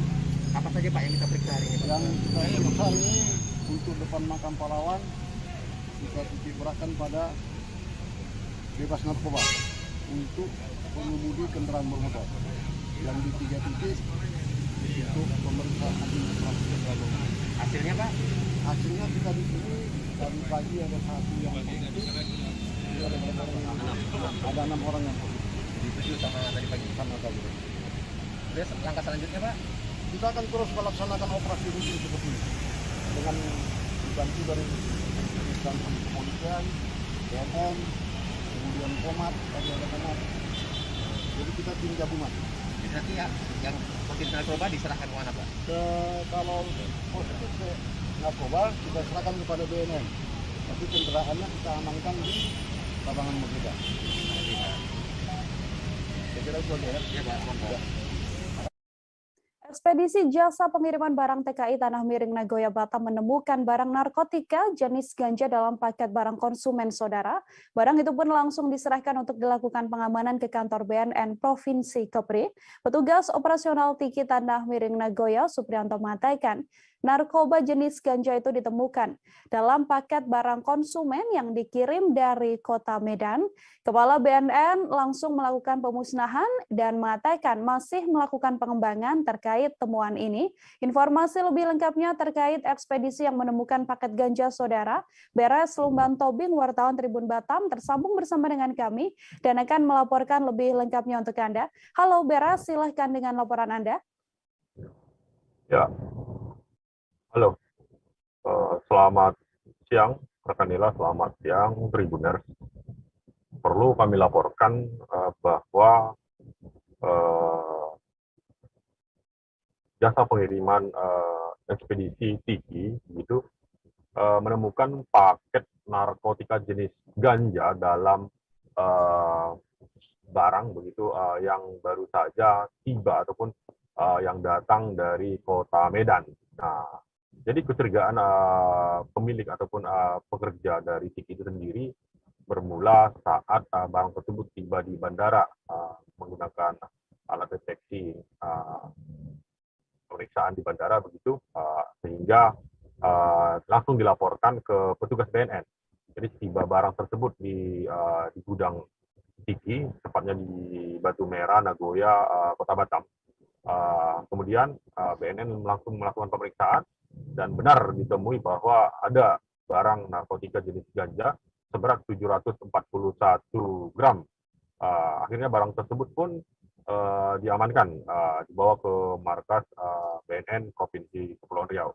Nah, jadi berdasarkan keterangan dari Kabid Berantas BNNP Kepri bahwa barang tersebut memang sengaja dikirim dari Medan begitu, ataupun ini merupakan jaringan nasional begitu sebagai pengedar narkotika. Nah, setelah dilakukan serangkaian penyelidikan begitu, bahwa alamat yang ditujukan itu barang tersebut di Batam ternyata jong ataupun nihil begitu. Nah, ini merupakan modus para pengedar untuk melancarkan aksi. Kendati demikian, sampai hari ini petugas BNNP Provinsi Kepri masih terus melakukan pengembangan untuk mencari tahu ataupun membongkar jaringan tersebut. Barang bukti narkotika ganja tersebut sudah dimusnahkan langsung di markas BNN Provinsi Kepulauan Riau. Oke, baik, rekan Mila, demikian. Baik, terima kasih banyak Beres Luban Tobing, wartawan Tribun Batam melaporkan. Saudara, wartawan kami tadi juga menghimpun wawancara dengan Kabid Berantas BNN Kepri, Kombes Pol Heru Yulianto. Berikut liputan lengkapnya untuk Anda. 14, yaitu berupa ganja, yaitu seberat 783, yang mana barang bukti ganja ini berdasarkan informasi dari ekspedisi Tiki bahwa ada barang kiriman yang dicurigai berbentuk narkotika jenis ganja.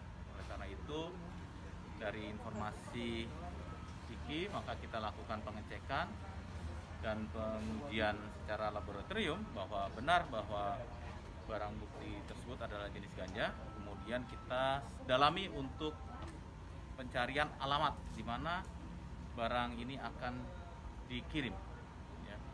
Karena itu tim sedang melakukan penyelidikan lebih lanjut terhadap perkara tersebut. Ganja itu dari luar daerah ke Batam atau dari Batam keluar, Pak? Dari luar. Kalau sabu asalnya dari mana, Pak? Badan Narkotika Kabupaten atau BNK Pasir, saudara kembali melakukan tes urin bagi jajaran aparatur sipil negara atau ASN dan juga pegawai PPPK Pemkab Pasir. Tes urin yang dilakukan hari ini menyasar 3 organisasi perangkat daerah, meliputi Dinas Pemuda Olahraga dan Pariwisata, kemudian Dinas Tenaga Kerja dan Transmigrasi, dan juga Badan Penanggulangan Bencana Daerah. Wakil Bupati Hajah Syarifah Masitah Assegaf menyampaikan dalam tes urin yang dilakukan terdapat 2 ASN yang dilaporkan positif menggunakan narkoba. BNK Pasir saat ini masih melakukan pemeriksaan terhadap kedua oknum tersebut yang diduga menggunakan obat-obatan terlarang. Informasi lebih lengkapnya, saudara, wartawan Tribun Kaltim Syaifullah Ibrahim tersambung bersama dengan kami dan akan memberikan informasi lebih lengkapnya untuk Anda. Halo Syaifullah, bisa diinformasikan benarkah ada 2 oknum ASN yang kemudian didapati menggunakan narkotika dalam sidak kali ini?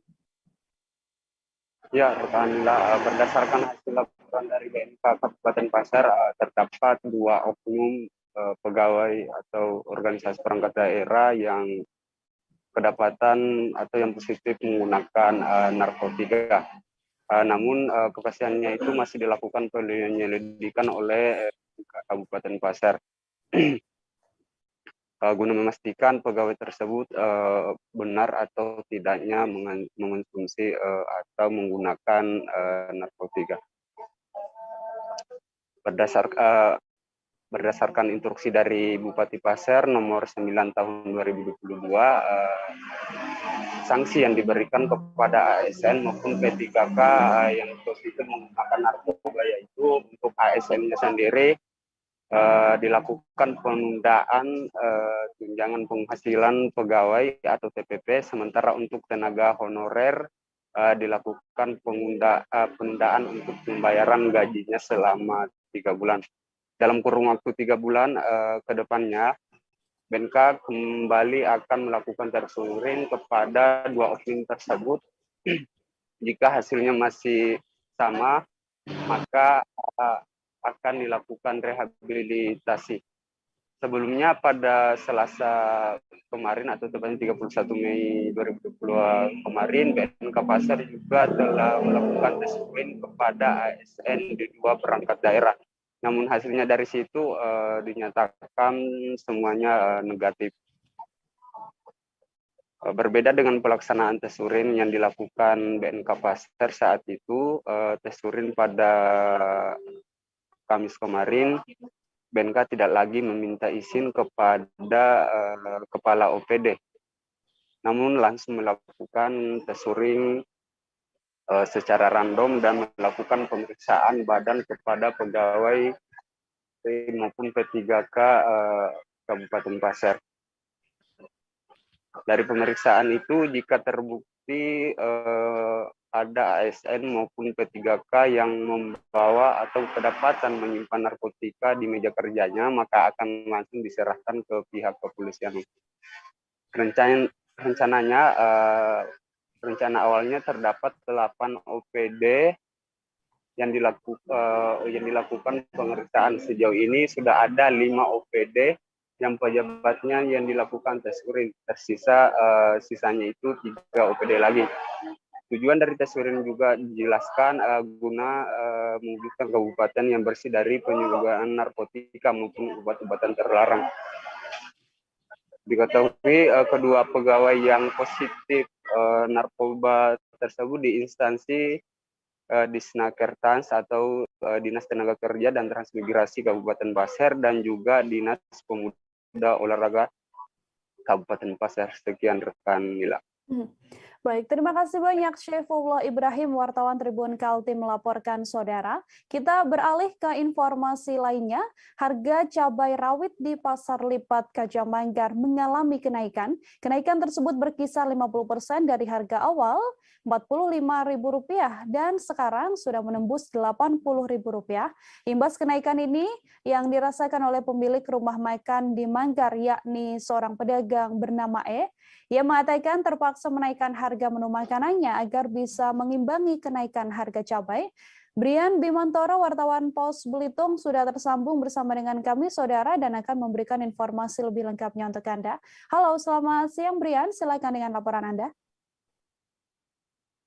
Baik, selamat siang Firda, Tribuners dan sahabat Pos Belitung dimanapun Anda berada. Bisa saya laporkan bahwa di Belitung Timur, harga cabai menyentuh angka Rp90.000 per kilogram. Per hari ini, Jumat 3 Juni 2022. Kenaikan harga ini disebutkan oleh salah satu pedagang di Pasar Lipat Kajang Manggar, Belitung Timur, bahwa kenaikan harga ini disebabkan karena kondisi cuaca yang tidak menentu dan memasuki pancaroba dan juga pengurangan stok yang ada yang dikirim dari pengirim yang biasanya dari luar daerah. Kemudian dampak dari kenaikan harga cabai ini sendiri dirasakan oleh Wani untuk pembeli kadang membeli 1 kilogram sehingga dengan kenaikan ini pembeli hanya membeli setengah kilogram saja. Kemudian salah satu pedagang warung makan, Mbak E, juga mengatakan juga terkena dampak dari kenaikan harga cabai ini. Firda dan Tribuners, Mbak E sendiri mengatakan kenaikan harga ini menyebabkan harga makanannya naik sekitar 10 hingga 15% dari biasanya Rp20.000 untuk soto ayam dan ayam geprek. Sehingga dengan kenaikan harga cabai ini dia menaikkan harganya sekitar Rp2.000 menjadi Rp22.000 per porsi makanannya. Dia tidak ingin dengan kenaikan harga cabai ini mengurangi kualitas makanannya sehingga dia lebih memilih untuk menaikkan harga dibandingkan mengurangi kualitas dari masakannya. Dari Manggar, Belitung Timur, Pos Belitung Brian Bimantoro melaporkan. Kembali ke studio, Firda. Ya, wartawan kami saudara juga telah mengimpun wawancara dengan pemilik rumah makan di Manggar. Berikut liputan lengkapnya untuk Anda. Naik ini ada enggak pengurangan sambal umpamanya pedas? Oke. Enggak ngaruh. Enggak ngaruh ya? Karena sudah kaya. Bukan gitu. Mending harga dinaikin dikit. Daripada mengurangi kualitas ya? Aku tidak mau mengurangi bumbu. Oke. Yang penting rasanya. Yang penting rasanya ya. Sehari ngabisin berapa kilo, Pak? 3/4 ya. Yang kecil. Sekilo kurang itu lah, berapa ya? Sekilo 9 on. Enggak. Rapat itu berapa sih? 3/4 kilo. 3/4 kilo per hari itu. Ngabis cabai rawit? Iya, rawit. Rawit tuh ya. Harganya sekarang berapa? 80 kemarin, hari ini 90. Hari ini 90. Keberatan nggak sih dengan adanya kenaikan harga cabai itu? Ya mengikutilah namanya, bukan tidak keberatan. Cuaca ngaruh, kasihan juga petani. Kita juga kan petani. Oke. Di pasar atau di petani langsung? Jadi solusinya naikkan harga ya? Iya. Naikkan harga dikit. Iya. Kayak soto berapa biasa? Biasa kan 20 ya, ya. 22 gitu. Sekarang jadi 22. Oke. Proyek kawasan industri pelabuhan internasional atau KIPI Tanah Kuning Mangkupadi di Bulungan, saudara, saat ini tengah memasuki fase pembangunan. Kawasan industri yang digadang-gadang menjadi industri hijau terbesar di dunia itu diperkirakan mampu menyerap ratusan ribu tenaga kerja. Anggota DPR RI dari Dapil Kaltara, Hasan Saleh, mengaku optimis tenaga kerja lokal asal Kaltara dapat terserap di KIPI Tanah Kuning Mangkupadi. Politisi Demokrat ini juga mengaku tidak meragukan kemampuan yang dimiliki oleh tenaga kerja lokal asal Kaltara untuk bekerja di kawasan industri. Informasi lebih lengkapnya terkait optimisme proyek KIPI ini, saudara, Maulana Ilhami Faudi, wartawan Tribun Kaltara, sudah tersambung bersama dengan kami dan akan memberikan informasi lebih lengkapnya untuk Anda. Halo Faudi, selamat siang, silakan dengan laporan Anda. Ya, selamat siang rekan Nila dan Tribuners. Dapat dilaporkan bahwa memang hingga sampai saat ini proyek kawasan industri dan pelabuhan internasional atau KIPI Tanah Kuning Mangkupadi di Bulungan, Kalimantan Utara masih dalam fase tahap pembangunan, tepatnya masih pada fase tahap land clearing di daerah Mangkupadi di Tanah Kuning Bulungan. Nantinya proyek KIPI ini digadang-gadang menjadi kawasan industri hijau terbesar di dunia dan akan menyerap hingga ratusan ribu tenaga kerja. Pihak DPR RI kemarin, anggota DPR RI dari Dapil Kaltara, Hasan Saleh, mengaku optimis tenaga kerja lokal asal Kaltara mampu terserap di proyek kawasan industri ini nantinya. Dan dirinya juga berharap pemerintah setempat, baik itu dari pemerintah Provinsi Kalimantan Utara maupun dari pemerintah Kabupaten Bulungan, menyiapkan segala pendidikan bagi masyarakat setempat agar dapat menambah kemampuan atau skill yang nantinya dibutuhkan oleh kawasan industri nanti saat beroperasi. Dan memang sampai saat ini pihak pemerintah setempat juga telah menyiapkan berbagai sekolah ataupun politeknik yang nantinya berkesesuaian dengan kebutuhan untuk kawasan industri, mulai dari politeknik industri hingga sejumlah lembaga kursus berbahasa asing, salah satunya adalah Mandarin, yang mana diketahui salah satu investor dari KIPI di Tanah Kuning Mangkupadi juga nantinya berasal dari perusahaan besar dari negeri Tiongkok. Dan diprediksikan nantinya KIPI Tanah Kuning ini akan beroperasi pada 2024 mendatang dengan sejumlah industri yang akan beroperasi, diantaranya pembuatan baterai lithium ion dan juga berbagai produksi industri lainnya yang berbasiskan energi hijau yang berasal dari pembangkit listrik tenaga air atau PLTA di Kaltara. Demikian rekan Nila laporannya. Baik, terima kasih banyak Maulana Ilhami Faudi, wartawan Tribun Kaltara, melaporkan, saudara, dan juga telah terhimpun wawancara dengan anggota DPR RI dari Dapil Kaltara, Hasan Saleh. Berikut liputannya untuk Anda. Tapi kalau kesiapan oke. Tapi kalau tenaga kerja yang sendiri nanti bisa nggak terserap? Bisa, kenapa tidak? Kira-kira pemerintah daerah harus ngapain nih Pak biar SDM kita bisa sosialisasi sebenarnya. Tapi kalau kesiapan saya melihat sendiri boleh. Tapi itu buruhnya atau pekerja yang level atas? Baik buruh maupun pekerja perorangan cukup. Optimis kita Pak ya? Optimis. Saudara, kita beralih ke Pekanbaru. Kebakaran hutan dan lahan atau Karhutla mulai muncul di Kabupaten Pelalawan Riau. Pada Rabu 1 Juni 2022 malam, titik api muncul di Kelurahan Kerinci Barat, Kecamatan Pangkalan Kerinci.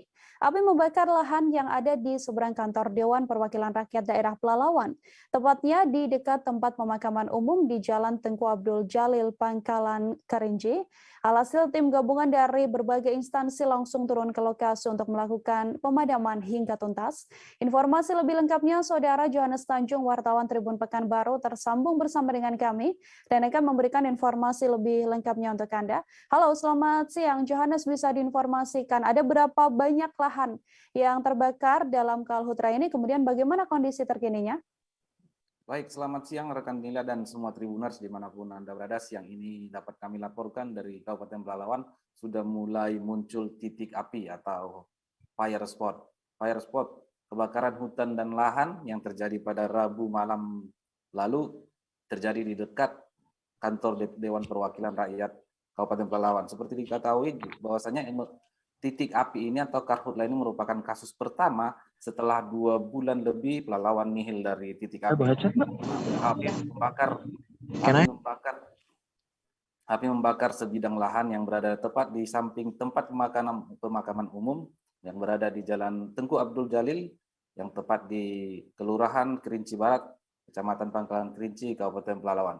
Api terdeteksi sekitar pukul 19 atau pukul 7 malam dan langsung ditangani oleh instansi terkait yakni pemadam kebakaran dari Satpol PP Damkar, Badan Penanggulangan Bencana, termasuk juga dari instansi TNI, Polri, dan pemerintah setempat. Selama 1 jam lebih, personil gabungan berjibaku dengan api, akhirnya api dapat dikuasai dan dipadamkan. Kemudian dilanjutkan lagi dengan teknik pendinginan di areal bekas terbakar untuk mengantisipasi api kembali naik atau terbakar. Setelah itu akhirnya lokasi kebakaran bisa ditinggalkan oleh tim pemadam setelah api dan asap tidak ada lagi. Sekitar 1 hektar lebih Nila dan Tribuners lahan yang terbakar di dekat kantor Bupati dan kantor Dewan Perwakilan Rakyat DPRD Kabupaten Pelalawan. Sampai saat ini sebagai informasi kepada semua Tribuners, Kabupaten Pelalawan juga masih dilanda Karhutla.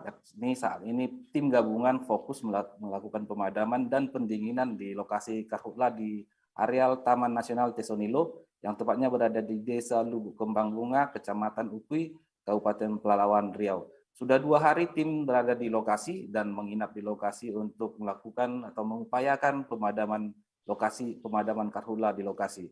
Berdasarkan perakiraan dari BPBD yang dirilis oleh BMKG Kota Pekanbaru, awal Juni ini merupakan musim kemarau yang akan berlangsung sampai akhir bulan Juli nanti. Alhasil, potensi kebakaran hutan dan lahan bakal terjadi di Provinsi Riau termasuk di Kabupaten Pelalawan, termasuk di tempat-tempat yang menjadi rawan kebakaran. Demikian informasi yang kami sampaikan bersama saya Johannes Tanjung, jurnalis tribunpekanbaru.com yang bertugas di Kabupaten Pelalawan. Kembali ke rekan Nila di studio. Baik, terima kasih banyak wartawan Tribun Pekanbaru Johannes Tanjung melaporkan, Saudara. Kita beralih ke informasi selanjutnya.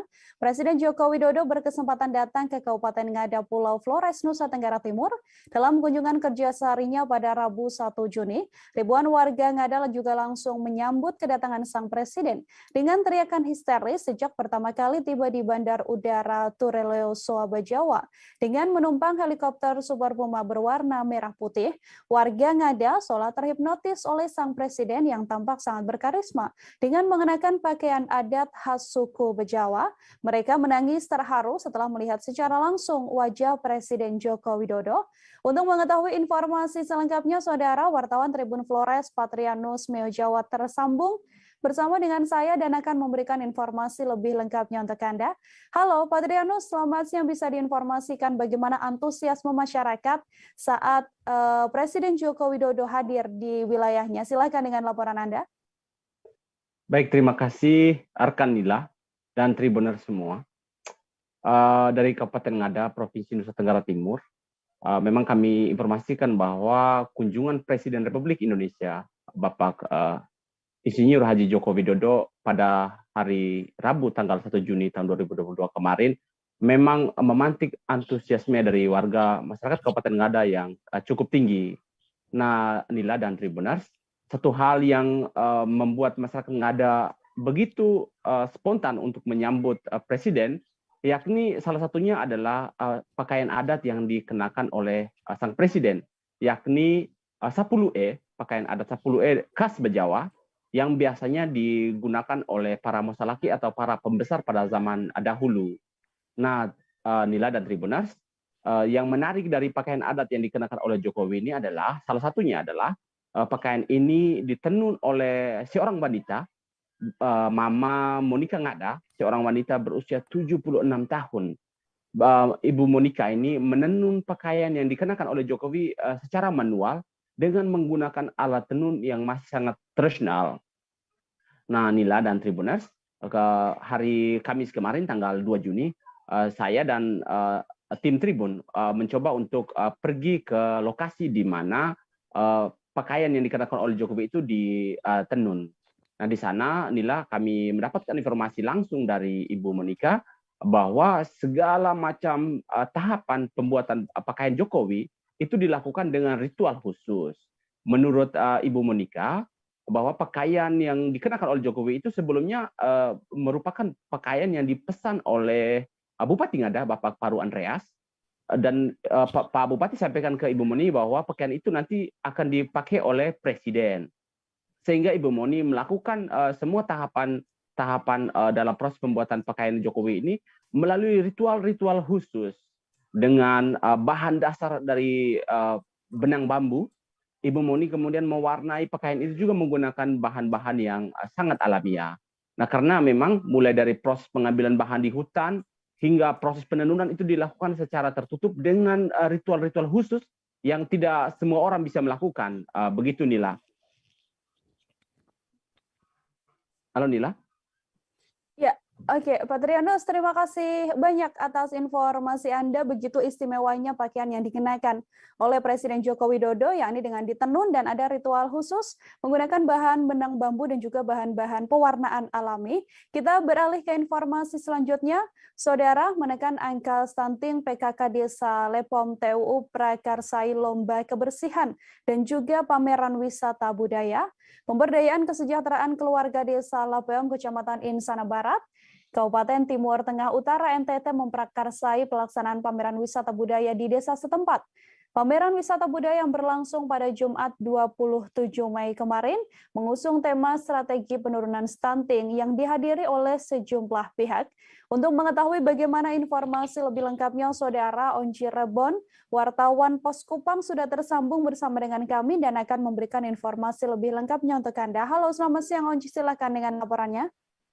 Baik, rekan Nila, saya melaporkan langsung dari Kabupaten Timur Tengah Utara, Provinsi Nusa Tenggara Timur, bahwa pada tanggal 28 Mei beberapa hari yang lalu, pemerintah Desa Lapeom, Kecamatan Insana Barat, Kabupaten Timur Tengah Utara, melalui PKK Desa Lapeom memprakarsai kegiatan lomba kebersihan serta pameran wisata budaya. Pameran wisata budaya yang bertajuk penurunan angka stunting ini diprakarsai oleh PKK Desa Lapeom karena keprihatinan mereka terhadap Desa Lapeom yang merupakan salah satu lokus stunting karena disebabkan oleh tingginya angka stunting di desa tersebut. Pihak PKK Desa Lapeom juga melaksanakan lomba kebersihan. Lomba kebersihan itu dilakukan di setiap RT, di mana di Desa Lapeom tersebut ada sebanyak 8 RT. Para juri merupakan pihak kesehatan lingkungan yang ada di lokasi tersebut. Berdasarkan informasi yang disampaikan oleh Kepala Desa Lapeom Januarius Naisoko bahwa pelaksanaan lomba kebersihan dan pameran wisata budaya tersebut tidak dialokasikan dari anggaran dana desa setempat, tetapi berdasarkan sumbangan dari berbagai macam pihak yang berada di desa tersebut maupun dari luar desa tersebut. kerajinan tangan yang dihasilkan oleh masyarakat desa setempat, serta masakan dan hasil kebun dipamerkan juga di dalam pameran tersebut. Hal ini bertujuan untuk memantik simpati masyarakat terhadap hasil kebun mereka untuk bisa diolah dalam upaya menurunkan angka stunting di desa tersebut. Demikian rekan Nila. Onci Ribuan, wartawan Pos Kupang melaporkan. Terima kasih banyak. Dan wartawan kami tadi juga menghimpun wawancara dengan pejabat Kepala Desa Lepeom, Januarius Naisoko, dan juga seorang warga saudara. Berikut liputannya untuk Anda. Kegiatan kami yang diprogramkan oleh 3K Desa Lepeom. Tema kita adalah strategi penurunan stunting di Desa Lepeom. Sekaligus juga yang kita melakukan pameran dari hasil pertanian dan hasil kerajinan tangan yang ada di Desa Lepeom. Ini apa-apa saja yang dipamerkan, Pak? Baik, yang kami pamerkan di sini adalah yang pertama itu adalah hasil kerajinan tangan seperti niru, tikar, tas, dan lain sebagainya. Hasil keterampilan yang ada di Desa Lepeom yang dilakukan oleh teman-teman kelompok. Kita di sini ada kelompok wanita tani, ada juga kelompok tani. Kelompok wanita tani itu ada 2 kelompok, kemudian kelompok tani itu kami di sini ada 6 kelompok. Kemudian kelompok di Desa Lepeom. Dan juga yang kita pamer di sini adalah hasil pertanian kami. Ini yang disiapkan ini ada rujak, ada keripik, supi, jagung bunga, ada tanasak kecil, ada air kelapa muda, ada lombok. Ini hasil tenunan sendiri, hasil buatan sendiri dari RT sendiri kan? Ya, ini hasil tenunan sendiri RT sendiri. Selain itu apa lagi yang dibawa? Selain itu ada pepaya buah-buahan, pepaya, jagung, ada jamu, kelapa murni. Itu hasil kebun masyarakat setempat ya, RT setempat. Mengenai ini tenun ikat ini, mohon penjelasan sedikit, Bob. Apakah itu hasil tenunan masyarakat, kreativitas masyarakat setempat? Ya, memang kalau untuk tenunan itu hasil kreativitas masyarakat RT 04. Ajang Piala Harum Cup 2022 di Lombok sukses digelar, saudara, meski sempat terjadi aksi kericuhan yang menyebabkan Piala Harum Cup harus terhenti, namun dilanjutkan kembali dan telah menghasilkan sang juara. Kelurahan Dasan Agung telah berhasil keluar sebagai juara atau yang terbaik dari 50 kelurahan yang ada di Kota Mataram. Mereka melakukan pembuktian tersebut melalui garis 12 pas dan berhak membawa pulang uang tunai sebesar 20 juta rupiah. Informasi lebih lengkapnya Jimmy Sucipto, wartawan Tribun Lombok, tersambung bersama dengan kami dan akan memberikan informasi lebih lengkapnya untuk Anda. Halo Jimmy, silakan dengan laporan Anda bagaimana suksesnya gelaran Piala Harum Cup 2022 ini. Baik Mila, terima kasih. Pertama-tama, salam kenal semua Tribuners dimanapun Anda berada. Saya wartawan Tribun Lombok, Jimmy Sucipto, melaporkan bahwa gelaran Harum Cup 2022 itu berjalan dengan sukses meski sempat terjadi kericuhan yang khususnya berada di lapangan atletik Dasan Agung. Dan hal tersebut membuat gelaran Harum Cup 2022 harus sempat terhenti dan menciptakan berbagai keributan di luar lapangan hingga terjadi peperangan antar desa.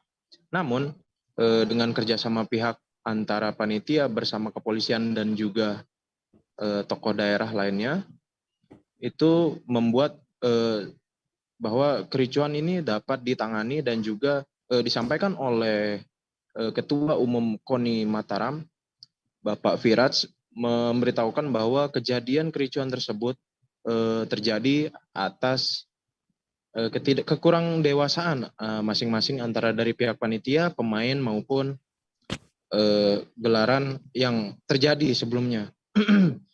Jadi Tribuners, di Gala Harum Cup 2022 ini bisa dikatakan cukup sukses karena meski dengan jadwal yang cukup padat akibat terhentinya pasca ricuh beberapa waktu lalu, telah menghasilkan beberapa juara, baik dari juara 1, 2 maupun 3. Dengan juara 1 sebagai Dasan Agung yang membuktikan dirinya bahwa kelurahan yang terbaik di antara 50 kelurahan sekota Mataram yang berhak membawa pulang uang sebesar 20 juta rupiah. Dan tidak lupa berbagai supporter dan animo masyarakat juga cukup tinggi. Terlihat dari ribuan masyarakat yang menghadiri gelaran Gala Harum Cup 2022 ini, baik dari penonton dari dalam daerah maupun juga luar daerah ikut berdatangan. Karena terlepas dari pasca pandemi COVID 2019 ini, Gala Harum Cup 2022 adalah pertandingan sepak bola secara umum yang diadakan oleh pemerintahan dengan terakhir diadakan pada tahun 2019 atau sebelum COVID-19. Dengan harapan sang juara dari Gala Harum Cup 2022 ini dapat mewakili pemain-pemain yang juara dapat mewakili Nusa Tenggara Barat di gelaran PON 2024 Aceh mendatang. Baik, itu mungkin sedikit informasi dari saya, Nila. Saya kembali ke studio. Saya mengucapkan terima kasih. Jimmy Sucipto, terima kasih banyak wartawan Tribun Lombok melaporkan. Saudara, kita ke informasi terakhir yang datang dari Padang. Sudah 3 kali petani menemukan mortir yang diduga benda peninggalan Pemerintahan Revolusioner Republik Indonesia atau PRRI di Sijunjung, Sumatera Barat. Peninggalan terakhir berupa sebuah mortir ini ditemukan oleh seorang warga saat menggali tanah untuk menanam pohon di ladang di Jorong Batu Manjulur Barat pada Rabu kemarin.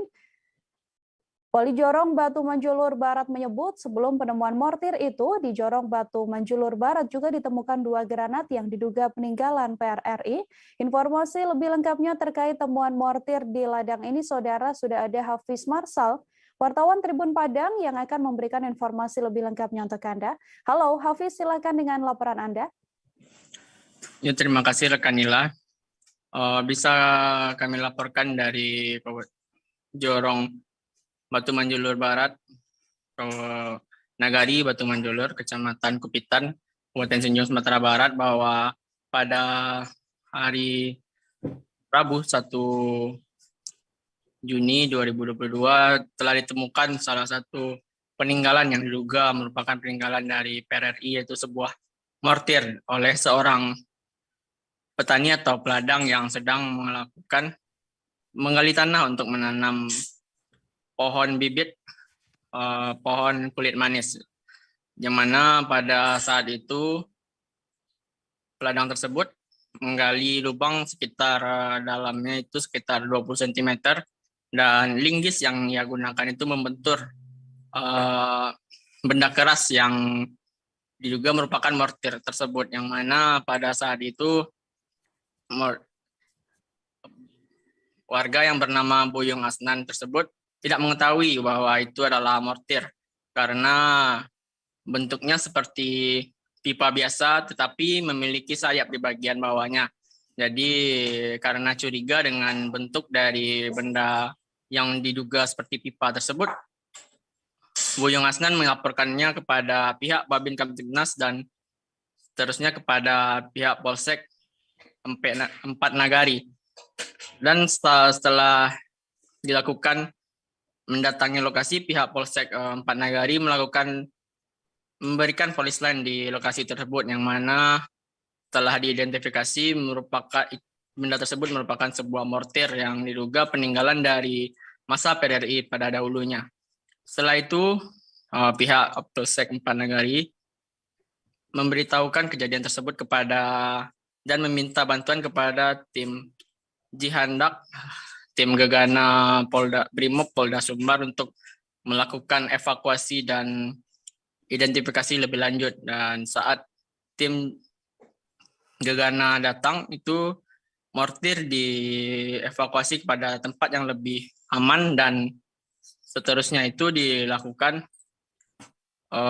peledakan kepada mortir tersebut untuk mengamankannya di tempat dan jarak yang lebih aman seperti itu, dengan cara diledakkan sebanyak 3 kali hingga hancur berkeping-keping seperti itu.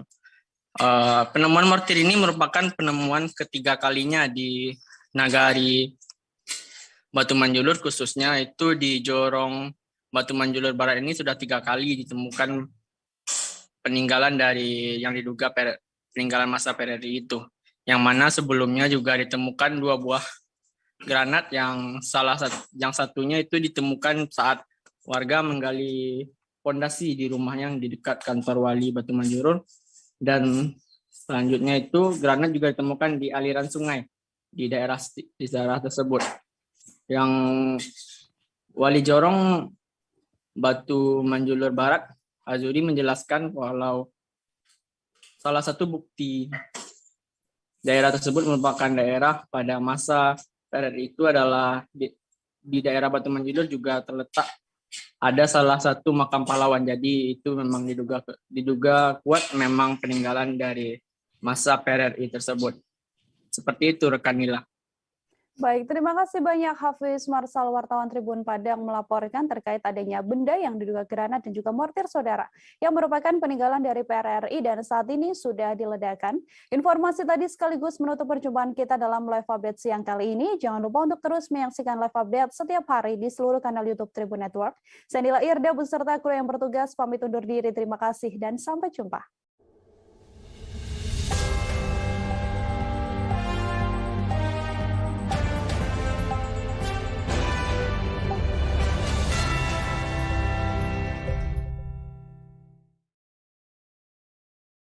Jangan lupa like, subscribe, dan share ya!